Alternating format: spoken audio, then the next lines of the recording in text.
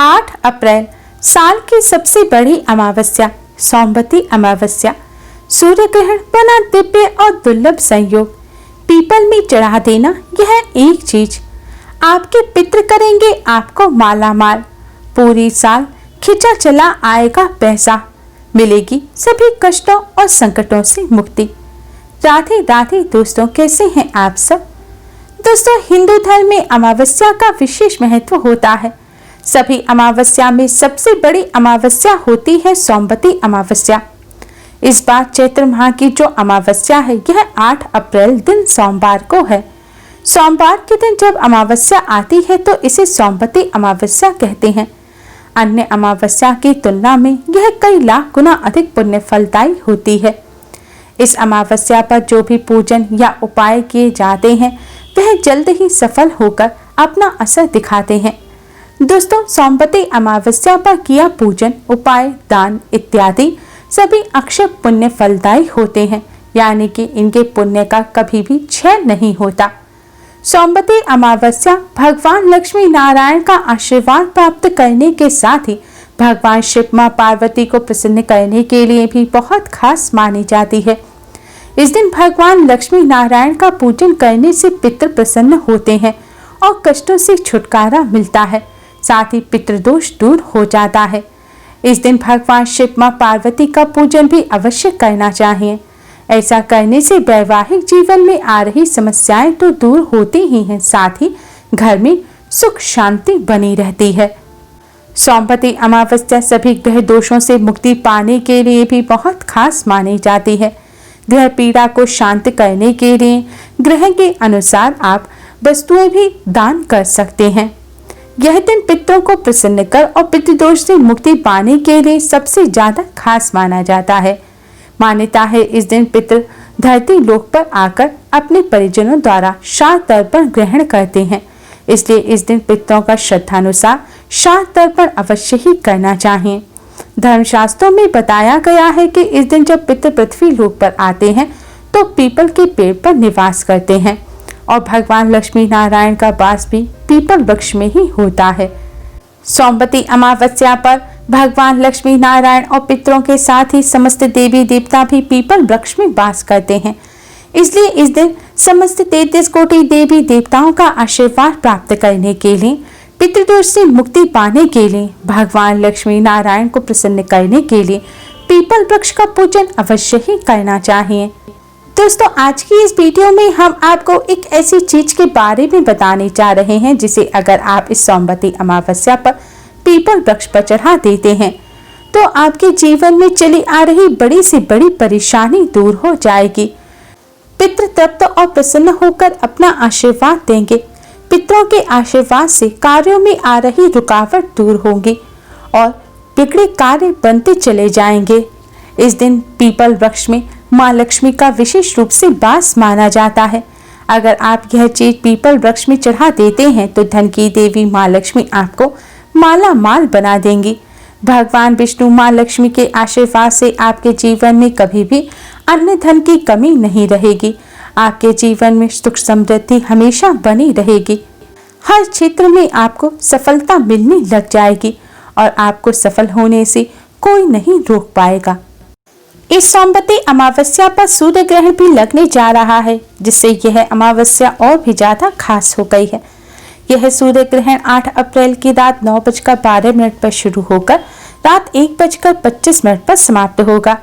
यह सूर्य ग्रहण भारत में दिखाई तो नहीं देगा, लेकिन इस सूर्य ग्रहण लगने की वजह से इस बार कई दिव्य और दुर्लभ संयोग बन रहे हैं, जिससे यह सोमवती अमावस्या का महत्व और अधिक बढ़ गया है।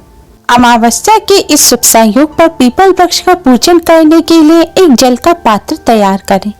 इसके लिए आप एक तांबे का लोटा लें, इसमें शुद्ध जल भरें। अगर तांबे का लोटा ना हो तो आप पीतल का या स्टील का लोटा भी ले सकते हैं, लेकिन ध्यान रखें कांच का या फिर प्लास्टिक का बर्तन ना लें।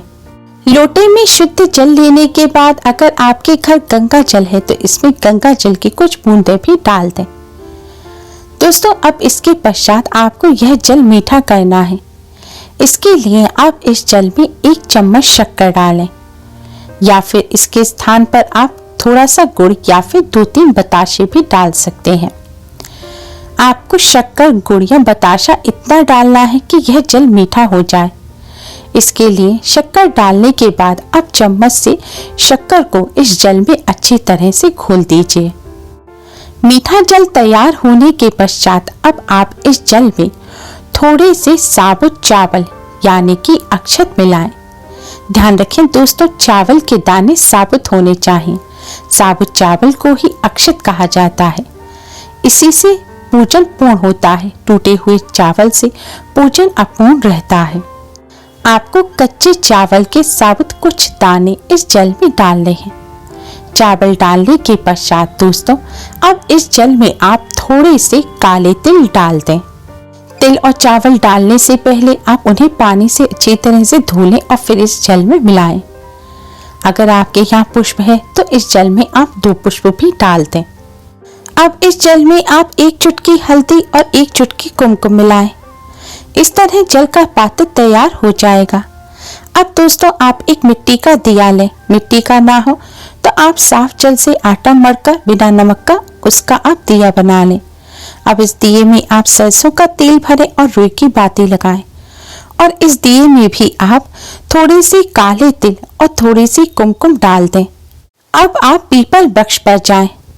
सबसे पहले पीपल वृक्ष में विराजमान सभी देवी देवताओं और पितरों को प्रणाम करें। अब आप भगवान विष्णु जी के 12 मंत्र ओम नमो भगवते वासुदेवाय का जाप करते हुए पीपल वृक्ष पर जल चढ़ाएं। पीपल वृक्ष पर जल चढ़ाते समय आपको इसी मंत्र का जाप करते रहना है। जल चढ़ाने के पश्चात जल चढ़ाने के ही स्थान पर आप रखकर इस दिए को जला दें। दिया जलाते में भी आपको इसी मंत्र का जाप करते रहना है। दोस्तों दिया जलाते में आपको इस बात का ध्यान रखना है कि दिए में 2 तरह की बाती होती है, एक लेटी हुई और एक खड़ी बाती। आपको इस दिए में खड़ी बाती लगानी है जो सीधी खड़ी रहे, जिस बाती का मुख किसी भी दिशा की तरफ ना हो। इस तरह का दिया आपको पीपल वृक्ष के पास जलाना है। दिया जलाने के पश्चात दोस्तों अब आपको पीपल वृक्ष की 11 परिक्रमा करनी है। आपको भगवान विष्णु जी के 12 मंत्र ओम नमो भगवते वासुदेवाय का जाप करते हुए ही पीपल वृक्ष की 11 परिक्रमा करनी है। इस मंत्र का जाप कर पीपल वृक्ष की परिक्रमा करने से भगवान विष्णु, मां लक्ष्मी जी के साथ ही समस्त देवी देवताओं की कृपा प्राप्त होती है और कष्टों से छुटकारा मिलता है। स्कंद पुराण के अनुसार पीपल के मूल में विष्णु, तने में केशव, शाखाओं में नारायण और पत्तों में हरि आदि देव निवास करते हैं। शास्त्रों के अनुसार पीपल वृक्ष में समस्त देवी देवताओं का वास होता है। अमावस्या के दिन इस विधि से पीपल वृक्ष पर जल चढ़ाकर पूजन करने से सभी देवी देवता प्रसन्न होते हैं। पीपल वृक्ष में समस्त तीर्थों का भी वास होता है। इस विधि से पीपल वृक्ष का पूजन करने से समस्त तीर्थों में दर्शन, स्नान करने का भी पुण्य फल प्राप्त हो जाता है। अमावस्या के दिन पीपल वृक्ष में पितरों का भी वास होता है। इस विधि से पीपल वृक्ष का पूजन करने से पितरों का आशीर्वाद प्राप्त होता है। पितरों की कृपा से कष्टों से छुटकारा मिलता है और कार्यों में आ रही रुकावट दूर होती है। पितृ प्रसन्न होते हैं जिससे पितृदोष से मुक्ति मिलती है। अमावस्या और शनिवार के दिन पीपल वृक्ष में शनि देव का भी वास होता है। इसलिए इस विधि से जल चढ़ाने के बाद अगर आप शनि दोष से पीड़ित हैं तो आपको पीपल वृक्ष के नीचे बैठकर एक बार हनुमान चालीसा का पाठ अवश्य ही करना है। ऐसा करने से शनि देव से संबंधित ढैया, साढ़े साती और महादशा से राहत मिलती है और कष्टों से छुटकारा प्राप्त होता है। इस तरह पीपल वृक्ष का पूजन करने के पश्चात दोस्तों आप भगवान श्री गणेश, भगवान लक्ष्मी नारायण और समस्त देवी देवताओं को प्रणाम कर जाने अनजाने में की गई सभी गलतियों की क्षमा मांगे और फिर अपने पितरों की आत्मा की शांति और पितरों की मुक्ति की प्रार्थना करें। पितरों को कोई कष्ट ना हो इसकी आप प्रार्थना करें। इस तरह प्रार्थना करने से दोस्तों पितरों को जो कष्ट मिल रहे होते हैं वह दूर हो जाते हैं और पितरों को मुक्ति मिलती है। भगवान से पितरों के लिए प्रार्थना करने के पश्चात दोस्तों अब आप फिर से भगवान लक्ष्मी नारायण को प्रणाम कर पितरों को प्रणाम करें और जाने अनजाने में की गई अपने द्वारा और अपने परिवार द्वारा की गई सभी गलतियों की क्षमा मांगे और पितृदोष से मुक्ति की प्रार्थना करें। ऐसा करने से आपको और आपके परिवार को पितरों का आशीर्वाद मिलेगा और पितृदोष से मुक्ति मिलेगी। अमावस्या के दिन इस विधि से पीपल वृक्ष का पूजन करने से सभी संकट दूर होने के साथ ही धन समृद्धि, यश, कीर्ति आदि की भी प्राप्ति होती है। पूर्वज पितृ प्रसन्न व तृप्त होकर सभी मनोकामनाएं पूरी होने का भी आशीर्वाद प्रदान करते हैं। अमावस्या के दिन इस तरह पीपल वृक्ष का पूजन करने से भगवान लक्ष्मी नारायण की कृपा से अपार सुख मिलता है, धन वैभव की प्राप्ति होती है और कष्टों से छुटकारा मिलता है। दोस्तों, पीपल वृक्ष का पूजन करते समय आपको कुछ बातों का विशेष ध्यान रखना है।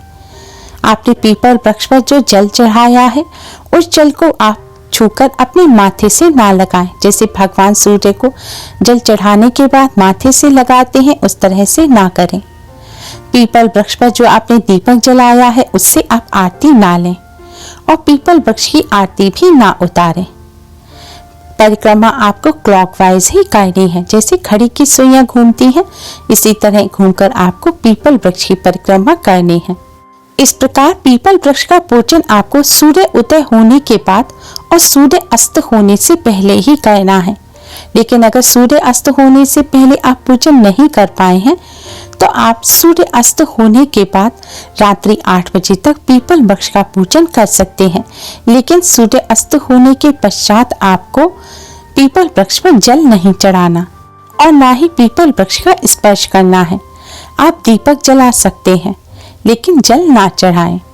झूठे मुंह से पीपल वृक्ष का पूजन ना करें। पीपल वृक्ष का पूजन करते समय स्वच्छता पवित्रता का विशेष ध्यान रखें। पीरियड के दौरान महिलाएं पीपल वृक्ष का पूजन ना करें। जूते चप्पल पहनकर भी पीपल वृक्ष का पूजन ना करें। जब भी पीपल वृक्ष का पूजन करने जाएं तो आप कोई भी सौंदर्य प्रसाधन जैसे कि क्रीम, पाउडर, परफ्यूम वगैरह लगाकर ना जाएं। कोई भी खुशबू वाली चीज आप लगाकर पीपल वृक्ष का पूजन करने ना जाएं। सादगी के साथ पीपल वृक्ष का पूजन करें। पीपल वृक्ष का पूजन करते समय इन सभी बातों का विशेष ध्यान रखें। उम्मीद है आपको हमारी ये वीडियो पसंद आई होगी। प्लीज लाइक करें। हमारी इस वीडियो को अपने फ्रेंड्स और रिश्तेदारों में ज्यादा से ज्यादा शेयर करें जिससे वह भी इसका लाभ उठा सकें। हमारी और भी वीडियोस के लिए हमारे चैनल को सब्सक्राइब करना ना भूलें। Thanks for watching. Radhe Radhe.